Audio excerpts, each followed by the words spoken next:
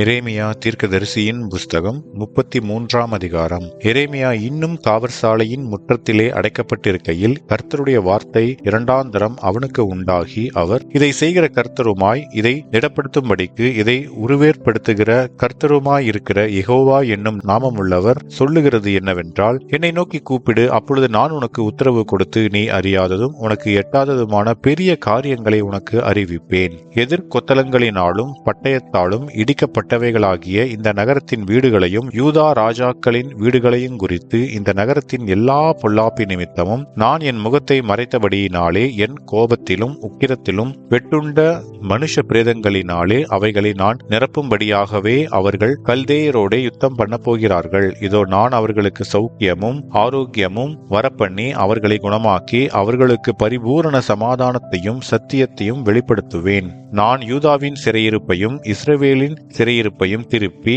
முன்னிருந்தது போல அவர்களை கட்டுவித்து அவர்கள் எனக்கு விரோதமாய் குற்றஞ்செய்த அவர்களுடைய எல்லா அக்கிரமங்களுக்கும் அவர்களை நீங்களாக்கி சுத்திகரித்து அவர்கள் எனக்கு விரோதமாய் குற்றஞ்செய்து எனக்கு விரோதமாய் துரோகம் பண்ணின அவர்களுடைய எல்லா அக்கிரமங்களையும் மன்னிப்பேன். நான் அவர்களுக்கு செய்யும் நன்மையை எல்லாம் கேட்கப் போகிற பூமியின் எல்லா ஜாதிகளுக்கு முன்பாக அது எனக்கு மகிழ்ச்சியுள்ள கீர்த்தியாயும் புகழ்ச்சியாயும் மகிமையாயும் இருக்கும்.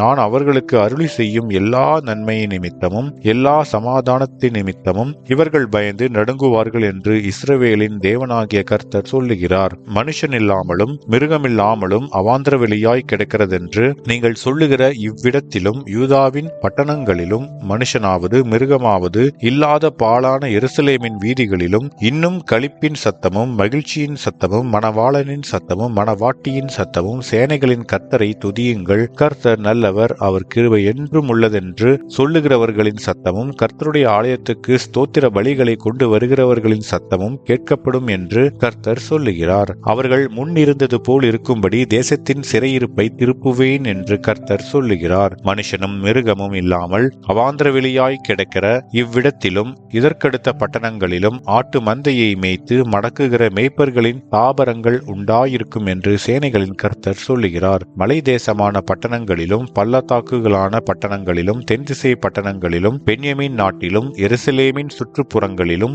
யூதாவின் பட்டணங்களிலும் ஆட்டு மந்தைகள் தங்களை தொகையிடுகிறவனுடைய கைக்குள்ளாக கடந்து வரும் என்று கர்த்தர் சொல்லுகிறார். இதோ நாட்கள் வரும் என்று கர்த்தர் சொல்லுகிறார். அப்பொழுது நான் இஸ்ரவேலின் குடும்பத்துக்கும் யூதாவின் குடும்பத்துக்கும் சொன்ன நல் வார்த்தையை நிறைவேற்றுவேன். அந்நாட்களிலும் அக்காலத்திலும் தாவீதுக்கு நீதியின் கிளையை முளைக்க பண்ணுவேன். அவர் பூமியிலே நியாயத்தையும் நீதியையும் நடப்பிப்பார். அந்நாட்களில் யூதா ரட்சிக்கப்பட்டு எருசலேம் சுகமாய் தங்கும். அவர் எங்கள் நீதியாயிருக்கிற கர்த்தர் என்பது அவருடைய நாமம். இஸ்ரவேல் வம்சத்தின் சிங்காசனத்தின் மேல் உட்காரத்தக்க புருஷன் தாவீதுக்கு இல்லாமற் போவதில்லை. தகன பலியிட்டு போஜன பலி செலுத்தி நாள்தோறும் பலியிடும் புருஷன் எனக்கு முன்பாக ஆசாரியருக்கும் லேவியருக்கும் இல்லாமற் போவதில்லை என்று கர்த்தர் சொல்லுகிறார் என்றார். இன்னும் எரேமியாவுக்கு கர்த்தருடைய வார்த்தை உண்டாகி, அவர் குறித்த நேரங்களில் பகற்காலமும் ராக்காலமும் உண்டாகாதபடிக்கு நீங்கள் பகற்காலத்தை குறித்து நான் பண்ணின உடன்படிக்கையையும் ராக்காலத்தை குறித்து நான் பண்ணின உடன்படிக்கையையும் அவமாக்கினால், அப்பொழுது என் தாசனாகிய தாவீதோடே நான் பண்ணின உடன்படிக்கையும்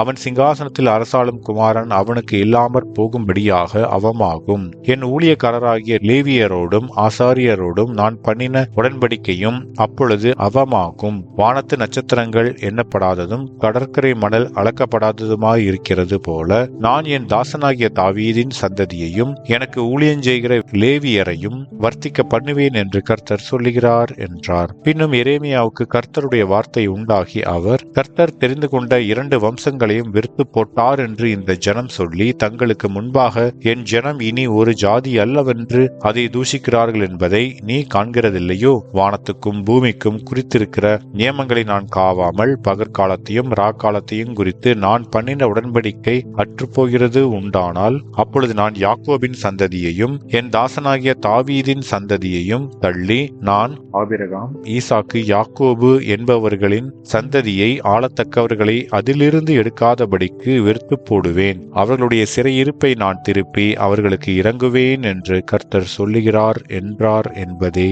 ஆமென்.